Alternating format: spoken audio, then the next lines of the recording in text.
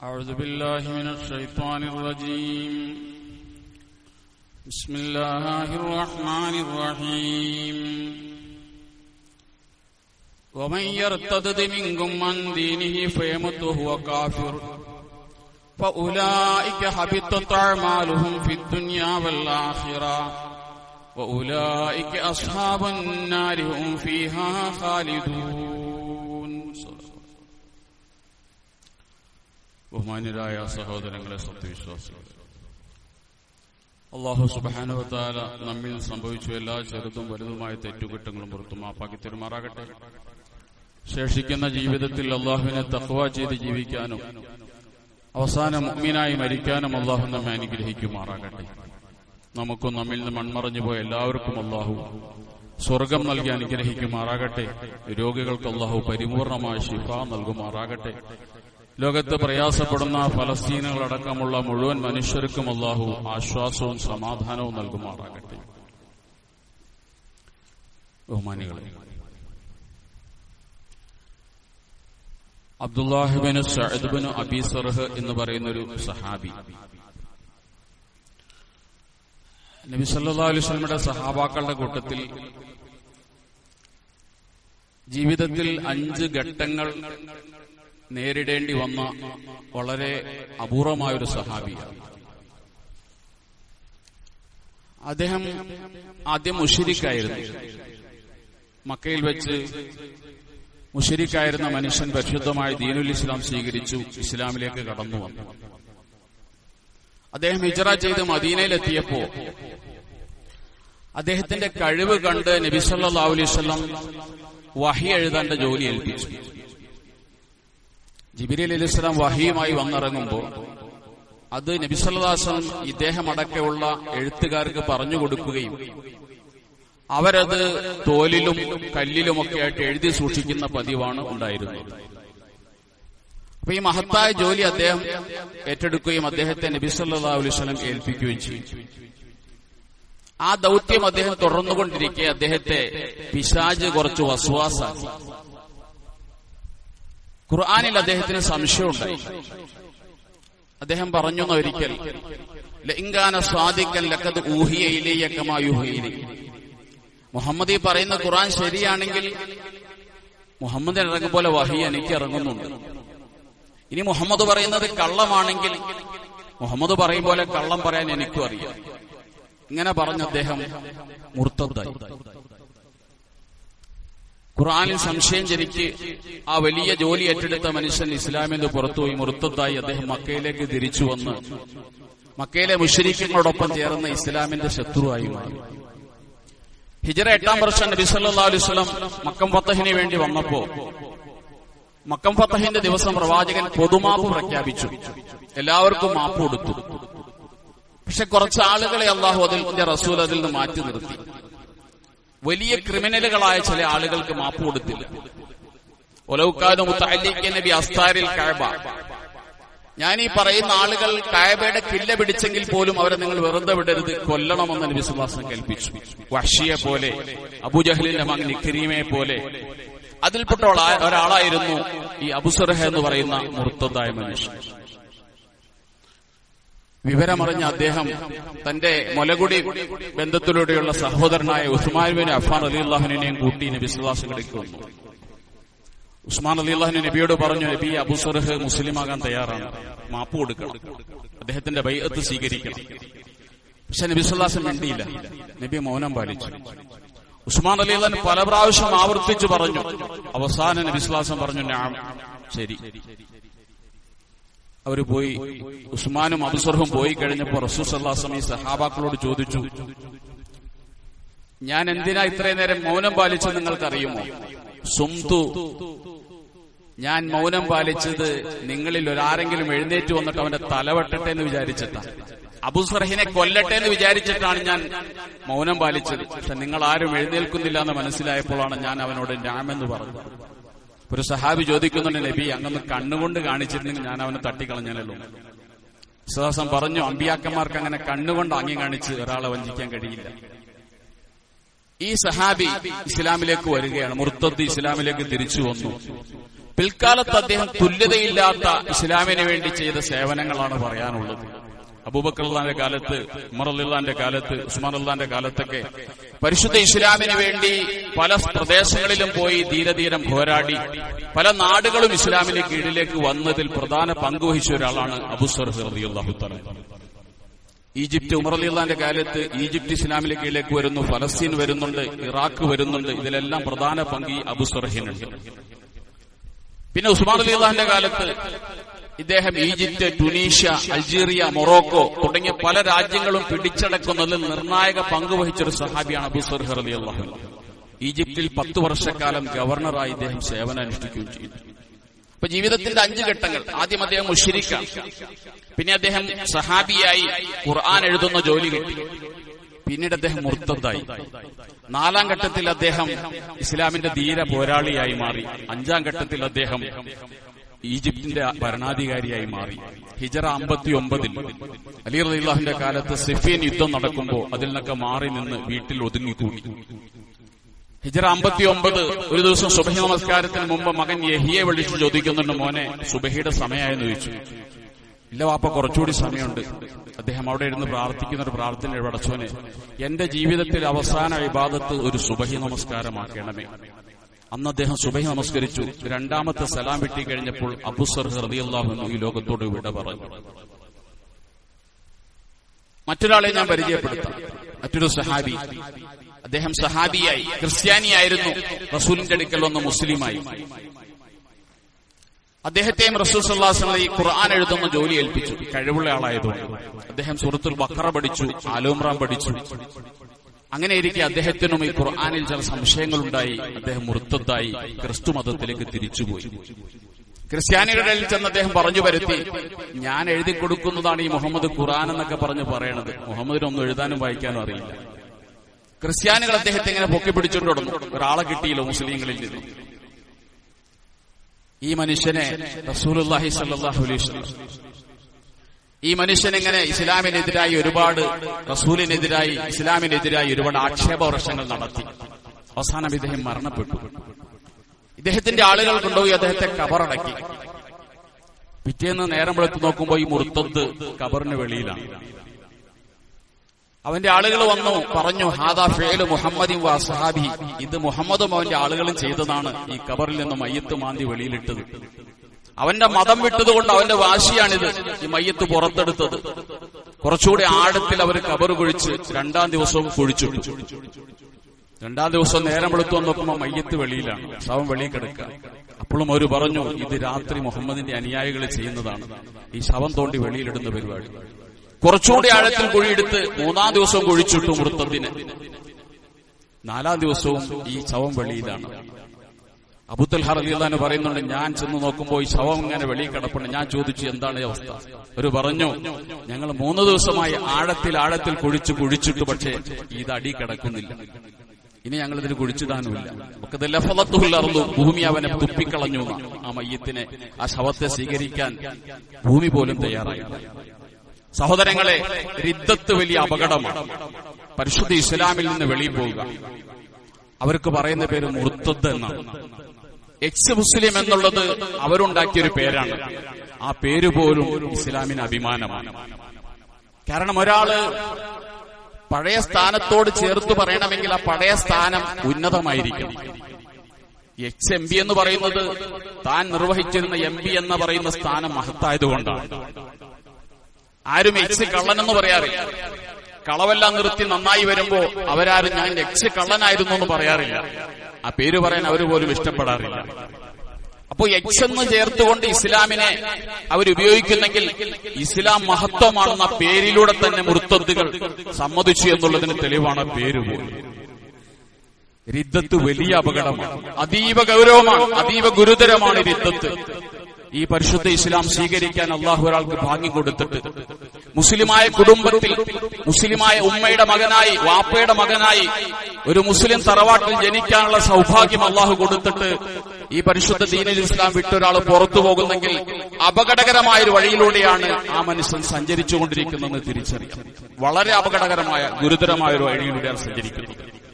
അങ്ങനെ ഒരാൾ മുർത്തദ്ദായി പോകുന്നെങ്കിൽ അവനുമായുള്ള ആദർശ ബന്ധം മുസ്ലിമുകൾക്ക് തീർന്നു. ഇനി ഒരു ആദർശ ബന്ധവും അവന്റെ കുടുംബക്കാർക്കും ഇല്ല. ഒരു മുസ്ലിമിനും അവനുമായി ഒരു ആദർശ ബന്ധവും ഇല്ല. ആ ബന്ധം അന്നോടുകൂടി അവസാനിച്ചു. ഒരു കടപ്പാടും ആദർശപരമായി അവനോട് നമുക്കില്ല. അതുകൊണ്ട് തന്നെ അവൻ മരിച്ചാൽ അവനൊരു മുസ്ലിമിനെ സംസ്കരിക്കേണ്ടതുപോലെ സംസ്കരിക്കേണ്ട ഒരു ബാധ്യതയും മുസ്ലിം ബന്ധുക്കൾക്കില്ല, മുസ്ലിം സമൂഹത്തിലില്ല, ഒരു മഹല്ലിനുമില്ല. ആദർശപരമായ ബന്ധം അന്നത്തോടുകൂടി അവനുമായി അവസാനിച്ചിട്ടുണ്ട്. പിന്നെ എന്ത് കടപ്പാടാണ് ആദർശപരമായിട്ട് നമുക്ക് അവനോട് ചെയ്യാനുള്ളത്? അനന്തരാവകാശത്തിന് പോലും അർഹതയില്ല. മുർത്തത്തിന്റെ സ്വത്തിന് അവന്റെ കുടുംബാദികൾക്ക് അവകാശമില്ല. മുർത്തത്തിന്റെ മാതാപിതാക്കളുടെയോ കുടുംബക്കാരുടെയോ സ്വത്തിന് മുർത്തത്തിനും അവകാശമില്ല. ആദർശ ബന്ധങ്ങൾ അവസാനിച്ചു കഴിഞ്ഞു. ബഹുമാനപ്പെട്ട നൂഹ് നബി അലൈഹി സ്വലാത്തു വസ്സലാമിന്റെ മകൻ കൻആൻ, അവൻ ഈ മതം വിശ്വസിച്ചില്ല. അവൻ നൂഹിന്റെ പാതയിൽ സഞ്ചരിച്ചില്ല. ജലപ്രളയം വന്നപ്പോ നൂഹ് നബി അലൈഹി സ്വലാം മകനെ വിളിച്ചു, യാ ബുനയ്യ ഇർകബ് മഅനാ, മോനെ കപ്പലിൽ കയറണം. ഈ കപ്പലിൽ കയറാത്തവരെ അള്ളാഹു നശിപ്പിക്കാൻ തീരുമാനിച്ചിരിക്കുകയാണ്. നൂഹിന്റെ മകൻ കൻആൻ പറഞ്ഞു, അപ്പാ സആവി ഇലാ ജബലിൻ യഅ്സിമുനി മിനൽ മാ, വാപ്പയുടെ ആദർശത്തിന്റെ കപ്പലിൽ കയറാൻ ഞാനില്ല. ആ ഇസ്ലാമിന്റെ കപ്പലിലേക്ക് ഞാനില്ല.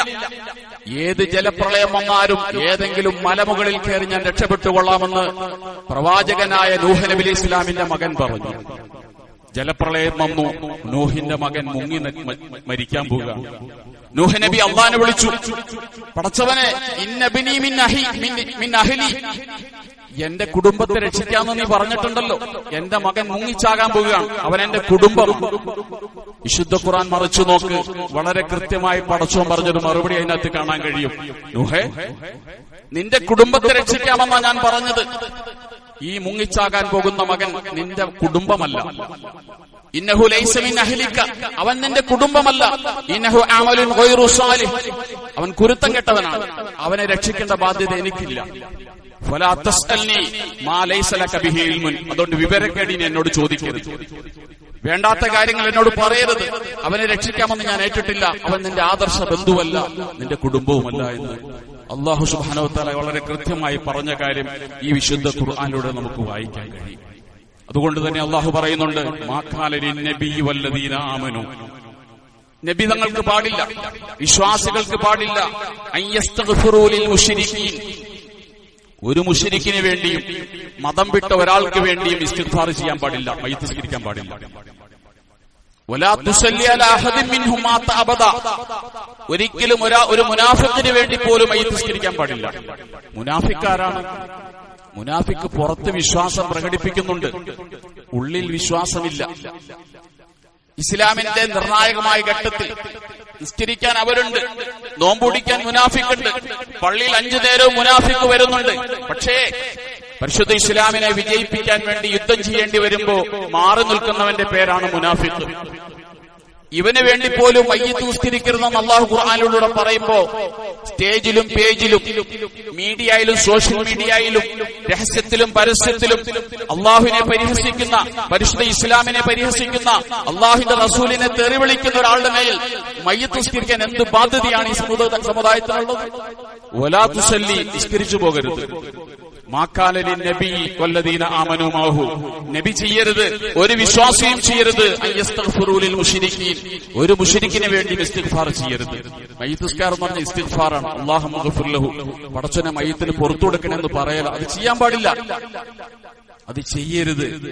കാരണം വലൗകാനു ഉലി ഖുർബ, നിങ്ങളുടെ കുടുംബത്തിൽപ്പെട്ടവരാണെങ്കിൽ പോലും, ഏറ്റവും അടുത്ത കുടുംബക്കാരനാണെങ്കിലും ആ കുടുംബക്കാരൻ പോലും മുർത്തദ്ദായ, മുനാഫിഖായ, മുശ്രിക്കായ തന്റെ ബന്ധുവിന് വേണ്ടി മയ്യിത്ത് നിസ്കരിക്കാൻ പാടില്ല, ഇസ്തിഗ്ഫാർ ചെയ്യാൻ പാടില്ല. കാരണം വമൻ യർതദ് മിൻകും അൻ ദീനിഹി, ഒരാൾ ഈ ദീനിൽ നിന്ന് മുർത്തദ്ദായി പോയാൽ, ഈ ദീനിൽ നിന്ന് ഒരാൾ മുർത്തദ്ദായി പോയാൽ, ഫയമുതു വഹുവ കാഫിർ, അങ്ങനെ കാഫിറായി ചത്തുപോയാൽ, ഫഉലൈക ഹബിത്തത് അഅമാലുഹും ഫിദ്ദുനിയ വൽ ആഖിറ, അവർ ചെയ്ത അമലുകളെല്ലാം ദുനിയാവിലും നഷ്ടപ്പെട്ടു, ആഖിറത്തിലും നഷ്ടപ്പെട്ടു. ഇത് ഖുർആനാണ്. മുർത്തത്തിന്റെ എല്ലാ അമലും നഷ്ടപ്പെട്ടു, എല്ലാ അമലും നഷ്ടപ്പെട്ടു. എന്നിട്ട് അല്ലാഹു പറഞ്ഞു, വഉലൈക അസ്ഹാബുന്നാർ, അവർ നരകവാസികളാണ്, ഹും ഫീഹാ ഖാലിദൂൻ, നരകത്തിൽ കാലാകാലം താമസിക്കേണ്ടവരാണ് മുർത്തത്ത്. മുർത്തത്ത് ഒരു കാലത്ത് സ്വർഗത്തിൽ കിടക്കൂല, മുർത്തത്തിന് കാലാകാലം നരകമാണ്. അവൻ മുർത്തദായതോടുകൂടി അവൻ ചെയ്ത എല്ലാ സൽക്കർമ്മങ്ങളും നഷ്ടപ്പെട്ടു. ഒരു തർക്കവും ഇമാമിങ്ങളുടെ ഇടയിൽ, ഇസ്ലാമിക ലോകത്തൊരു തർക്കവുമില്ല മുർത്തദിന്റെ സൽപ്രവർത്തനങ്ങൾ നഷ്ടപ്പെടുന്ന മനുഷ്യൻ. ഒരു തർക്കം മാത്രമേ ഉള്ളൂ. ഇമാം അബു ഹനീഫ റഹ്മത്തുള്ളാഹി പറയുന്നുണ്ട്, ഒരു മുർത്തദ് ഇസ്ലാമിലേക്ക് തിരിച്ചു വന്നാൽ അയാളുടെ മുർത്തദാകുന്നതിന് മുമ്പുള്ള കാലഘട്ടത്തിലെ അമലുകൾ ഖളാ വീട്ടണമോ വേണ്ടയോ? അബൂ ഹനീഫ പറഞ്ഞു ഖളാ വീട്ടണം, ഷാഫിഈ പറഞ്ഞു ഖളാ വീട്ടണം. പ്രതിഫലം നഷ്ടപ്പെടുമെന്ന വിഷയത്തിൽ ഇസ്ലാമിക ലോകത്തൊരു തർക്കവുമില്ല. മുർത്തദായ കാലഘട്ടത്തിലെ അമലുകൾ ഏതായാലും ഖളാ വീട്ടുകയും വേണം, ആ വിഷയത്തിലും തർക്കമില്ല. അപ്പൊ യുദ്ധത്തോടുകൂടി മനുഷ്യന്റെ സൽക്രമങ്ങളെല്ലാം നഷ്ടപ്പെടുകയാണ്. തന്നെയല്ല, അവന്റെ ഭാര്യയുമായുള്ള വിവാഹമോചനം സംഭവിക്കും. ഒരാൾ മുർത്തദാവുന്നതോടുകൂടി തലാഖ് സംഭവിക്കും ഭാര്യയുമായി. പിന്നെ ഭാര്യ ഭർത്തൃ ബന്ധം പുലർത്തി അല്ലെങ്കിൽ ജനിക്കുന്ന കുട്ടികൾ ജാരസന്തതികളാണ്. ആ കുട്ടികൾക്ക് പിതാവുണ്ടാവില്ല. ഇതാരാണെങ്കിലും ശരി, ഇബ്രാഹിം നബി അലൈഹി സ്വലാത്തു വസ്സലാമിന്റെ വാപ്പ ആസർ, വിശുദ്ധ ഖുർആൻ പറയുന്നുണ്ട്, ഇബ്രാഹിം നബി തന്റെ വാപ്പയോട് പറയുന്നുണ്ട്, സഅസ്തഗ്ഫിറുലക വാപ്പ, ഞാൻ നിങ്ങൾക്ക് വേണ്ടി പൊറുക്കലിനെ തേടാം.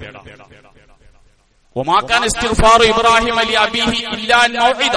ഖുർആൻ പറഞ്ഞു, ഇബ്രാഹിം നബി തന്റെ വാപ്പയോട്, വാപ്പയെ നിങ്ങൾക്ക് വേണ്ടി പൊറുക്കലിനെ തേടാമെന്ന് പറഞ്ഞത് ഒരു വാഗ്ദാനം മാത്രമായിരുന്നു. ഫലമ്മാ തബയ്യന ലഹു അന്നഹു അദുവ്വുൻ ലില്ലാഹ്. തന്റെ വാപ്പയായ ആസർ അള്ളാഹുവിന്റെ ശത്രുവാണെന്ന് മനസ്സിലായപ്പോൾ തബറഅ മിൻഹു, ഇബ്രാഹിം നബി വാപ്പയെ വിട്ടു. ആ വാപ്പയെ വിട്ടു. അങ്ങനെ ഒരു വാപ്പ വേണ്ട. ആദർശത്തിലില്ലെങ്കിൽ പിന്നെ ആ വാപ്പയെ കൊണ്ടെന്ത് കാര്യം? ഹദീസിൽ കാണാം, നാളെ അള്ളാഹുവിന്റെ കോടതിയിൽ പരലോകത്ത് ഇബ്രാഹിം നബി തന്റെ വാപ്പയെ കണ്ടുമുട്ടുന്ന രംഗമുണ്ട്. അതൊന്ന് ഓർക്കുന്നത് നല്ലതാണ്. സ്വന്തം പിതാവിനെ ഇബ്രാഹിം നബി മശ്റയിൽ കണ്ടുമുട്ടുമ്പോൾ ഇബ്രാഹിം നബി ചോദിക്കും, വാപ്പ, ഞാൻ നിങ്ങളോട് അന്ന് പറഞ്ഞിരുന്നില്ലേ, ലാ തഅ്സീനി, എനിക്കെതിരെ ചെയ്യരുത്, ഞാൻ പറഞ്ഞ അനുസരിക്കണം ഞാൻ പറഞ്ഞിരുന്നില്ലേ? അന്ന് വാപ്പ പറയുന്നൊരു മറുപടി ഉണ്ട്, മോനെ ഫല്യൗമലാസി, ഇന്ന് ഞാൻ നിനക്കെതിരെ ചെയ്യൂല, ഇന്ന് ഞാൻ നിന്നെ അനുസരിക്കാം. മശ്റയിൽ നിന്ന് പറയാണ് ആദർ മകനോട്, ഇന്ന് ഞാൻ നിന്നെ അനുസരിക്കാം. അപ്പോൾ ഇബ്രാഹിം നബി അള്ളാഹിനെ വിളിക്കും, പടച്ചോനെ, നീ എന്നോട് പറഞ്ഞിട്ടുണ്ടല്ലോ, മശ്റയിൽ വെച്ചെന്നെ നീ നാണം കെടുത്തൂലെന്ന് പറഞ്ഞിട്ടുണ്ടല്ലോ. എന്റെ വാപ്പയാണ് നിൽക്കുന്നത്, നിന്റെ റഹ്മത്തിനെ തൊട്ട് വിദൂരത്താണ് ഈ മനുഷ്യൻ, ഇതിനേക്കാൾ വലിയ നിന്നത് എനിക്ക് എന്തുണ്ട് റബ്ബേ? അതുകൊണ്ട് എന്റെ വാപ്പയെ രക്ഷിക്കണം. അള്ളാഹു പറയുന്നതിന് മറുപടി ഉണ്ട്, ഇന്നി ഹറംതുൽ ജന്നത അലൽ കാഫിരീൻ, കാഫിര്യങ്ങൾക്ക് ഞാൻ സ്വർഗം നിഷിദ്ധമാക്കിയിരിക്കുകയാണ്. ഒരു കാഫിറും സ്വർഗം കൊടുക്കൂല, നിന്റെ വാപ്പയാണെങ്കിലും ശരി. ഒരു കാഫിറിനും ഈ സ്വർഗത്തിൽ പ്രവേശനമില്ല. എന്നിട്ട് പറയും ഇബ്രാഹിം നബിയോട്, ശ്രദ്ധിച്ചോളി, ഉള്ളൂർ തഹത്ത കഥമയ്ക്ക, ഇബ്രാഹിം നിന്റെ കാൽച്ചുവട്ടിലേക്ക് നോക്കുമെന്ന് പറയും. കാൽച്ചുവട്ടിലേക്ക് ഇബ്രാഹിം നബി നോക്കുമ്പോൾ കാണുന്ന രൂപം, സ്വന്തം പിതാവിനെ അല്ലാഹു സുബ്ഹാനഹു വ തആല മൃഗത്തിന്റെ കോലത്തിൽ രൂപം മറിച്ചിരിക്കുകയാണ്. മലക്കുകളോട് പറയും, അവനെടുത്ത് നരകത്തിലേക്ക് വലിച്ചെറിയുക. കാലിൽ പിടിച്ച്, ഇബ്രാഹിം നബിയുടെ വാപ്പയെ കാലിൽ പിടിച്ച് നരകത്തിലേക്ക് വലിച്ചെറിയുക എന്ന് മലക്കുകളോട് പറയുമെന്ന് ശഫീഉനാ റസൂലുള്ളാഹി. ഇബ്രാഹിം നബിയുടെ വാപ്പയ്ക്ക് അല്ലാഹു സ്വർഗം കൊടുക്കുകയല്ല മുർത്തദായപ്പോൾ. ഈ മതം സ്വീകരിച്ചവർക്ക് അല്ലാഹു സ്വർഗം കൊടുക്കുള്ളൂ. അതുകൊണ്ട് സൂക്ഷിക്കണം. അപകടകരമായ വഴിയിലൂടെ ആരെങ്കിലും സഞ്ചരിക്കുന്നുണ്ടെങ്കിൽ തിരുത്താൻ ഇനി സമയമുണ്ട്. നിങ്ങൾക്ക് മരണം വന്നിട്ടില്ല, നിങ്ങൾക്ക് തിരിച്ചു വരാം. ഇസ്ലാമിക ഖിലാഫത്ത് നിലക്കുന്ന സ്ഥലത്ത് ഒരാൾ മുർത്തദായാൽ ഭരണാധികാരി ചെയ്യേണ്ടത്, ഇമാമിൽ ചെയ്യേണ്ടത്, അയാളെ വിളിച്ചുകൊണ്ട് മടങ്ങി വരാൻ ആവശ്യപ്പെടണം, തൗബ ചെയ്യാൻ ആവശ്യപ്പെടണം. അയാൾ തൗബ ചെയ്യാൻ തയ്യാറായാൽ ആ തൗബ സ്വീകരിക്കണം. എന്താണ് തൗബ? ഷഹാദത്ത് കലിമ ഏറ്റുപറയുകയും ഏത് കാര്യമാണ് അയാൾ നിഷേധിച്ചത് ആ കാര്യത്തെ അയാൾ അംഗീകരിക്കുകയും വേണം. അതാണ് അയാളുടെ തൗബ. അങ്ങനെ തിരിച്ചു വന്നാൽ അയാളെ സ്വീകരിക്കണം. അതിന് ഇമാമ താമസം പിടിക്കരുത്. എന്നാണ് ഒരാൾ മുർത്തദായത് ഉടനെ അയാളെ തിരിച്ചു കൊണ്ടുവരാൻ ശ്രമം നടത്തണം. തിരിച്ചു വരുന്നില്ലെങ്കിൽ പെരടി വെട്ടി അവനെ കൊന്നുകളയണം.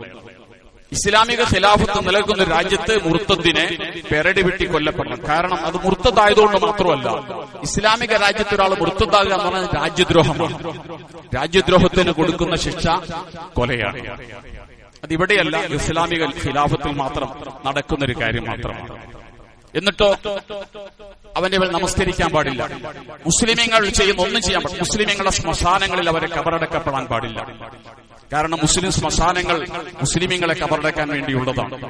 ഇർഷാദുൽ ഇബാദ് പോലുള്ള ഗ്രന്ഥങ്ങളിൽ വളരെ കൃത്യമായി പറയുന്നു. ആത്മഹത്യ ചെയ്യുന്ന അതുപോലെയല്ല, ആത്മഹത്യ മഹാപാപമാണ്. പക്ഷെ ആത്മഹത്യ ചെയ്യുന്നവരുടെ മേൽ നമസ്കരിക്കണം, അവരെ കുളിപ്പിക്കണം. മുസ്ലിമീങ്ങളുടെ മക്ബറയിൽ അവരെ കബറടക്കണം. അവർ മുസ്ലിമാണ്. അവർക്ക് നരകത്തിൽ ഒരു ശിക്ഷ കഴിയുമ്പോൾ അവരതിന് രക്ഷപ്പെട്ടെന്നിരിക്കാം. അള്ളാഹു മഗ്ഫിറത്ത് കൊടുക്കുമല്ലോ നമുക്കറിയില്ല. മുർത്തദ് അതുപോലെയല്ല. മുർത്തദ് തനി കാഫിറാണ്. മുർത്തത്തിന്റെ മേൽ മുസ്ലിമീങ്ങൾ ചെയ്യുന്ന മരണാനന്തര ക്രിയകളൊന്നും മുർത്തത്തിന്റെ മേൽ നിർബന്ധമില്ല. അത് ചെയ്യാൻ പാടില്ല. നമ്മൾ ഈ ഖബർസ്ഥാനിൽ ചെല്ലുമ്പോൾ പറയുന്ന സലാം എന്താണ്? അസ്സലാമു അലൈക്കും ദാറ ഖൗമി മുഅ്മിനീൻ. മുഅ്മിനീങ്ങളുടെ വീട്ടിൽ താമസിക്കുന്നവരെ നിങ്ങൾക്ക് സലാം എന്നാണ്. അവിടെ മുഅ്മിനാണ് ഉണ്ടാകേണ്ടത്. അതുകൊണ്ട് റിദ്ദത്ത് അപകടകരമാണ് സഹോദരങ്ങളെ. റിദ്ദത്ത് എന്ന് പറയുന്നത് ആരും കരുതിക്കൂട്ടി ഇങ്ങനെ ഒപ്പിട്ട് കൊടുക്കണമെന്നൊന്നുമില്ല. വാക്കുകൊണ്ട്, പ്രവൃത്തി കൊണ്ട്, ചില കർമ്മങ്ങളെ കൊണ്ട്, ചില നിയ്യത്തുകളെ കൊണ്ട് ഇസ്ലാം ഇത് പുറത്തു പോകും. ഒരാൾ ഉളുഹിയത്തിനെ നിഷേധിച്ചു, ഉളുഹിയത്തിനെ പരിഹസിച്ചു, അത് മതി റിദ്ദത്തുണ്ടാകാൻ. ഒരു കാര്യം കൊണ്ട് ഒരാൾ മുർത്തദ്ദായാൽ അയാൾ പൂർണ്ണ മുർത്തദ്ദാണ്. ആ കാര്യത്തിൽ മുർത്തദ്, ബാക്കിയുള്ള മുസ്ലിം അങ്ങനെയില്ല. മുർത്തദ് റിദ്ദത്തുണ്ടാകുന്ന ഒരു കാര്യം ഒരാൾ ചെയ്താൽ, ഒരാൾ പറഞ്ഞാൽ, ഒരാൾ ആഗ്രഹിച്ചാൽ പൂർണ്ണമായി അയാൾ ഇസ്ലാമിൽ നിന്ന് പുറത്തുപോയി. അത് അസംഭവ്യമായ കാര്യമാണെങ്കിൽ പോലും. ഒരാൾ പറയാണ്, ഞാൻ അമേരിക്കയുടെ പ്രസിഡന്റ് ആകുവാണെങ്കിൽ ഞാൻ ക്രിസ്ത്യാനിയാകും എന്നൊരാൾ ഇപ്പോൾ ഈ സദസ്സിൽ ഇരുന്നുകൊണ്ട് വിചാരിച്ചു എന്നിരിക്കുക. ഇപ്പോൾ അയാൾ മുർത്തദ്ദായി. അയാൾ ഒരിക്കലും അമേരിക്കൻ പ്രസിഡന്റ് ആവൂല. അങ്ങനെ ഇപ്പോൾ ഒരാൾ തീരുമാനിക്കുന്നുണ്ടെങ്കിൽ ഈ സമയത്ത് ആൾ മുർത്തദ്ദായി. ഇതാണ് റിദ്ദത്തിന്റെ കാര്യം. അപകടകരമാണ്. ഈമാൻ എന്ന് പറയുന്നത് എപ്പോഴും നഷ്ടപ്പെടാവുന്ന ഒരു കാര്യമാണ്. അള്ളാഹു നമ്മെ കാത്തുരക്ഷിക്കുമാറാകട്ടെ. അള്ളാഹു സഹോദരങ്ങൾക്ക് സൽബുദ്ധി കൊടുത്ത് അനുഗ്രഹിക്കുമാറാകട്ടെ. അള്ളാഹു ഈമാൻ മരണം വരെ അള്ളാഹു നിലനിർത്തി ഈമാനോടെ മരിക്കാനുള്ള തൗഫീഖ് അള്ളാഹു നമുക്കും നമ്മുമായി ബന്ധപ്പെട്ട എല്ലാവർക്കും അള്ളാഹു നൽകി അനുഗ്രഹിക്കുമാറാകട്ടെ. വാഖിറു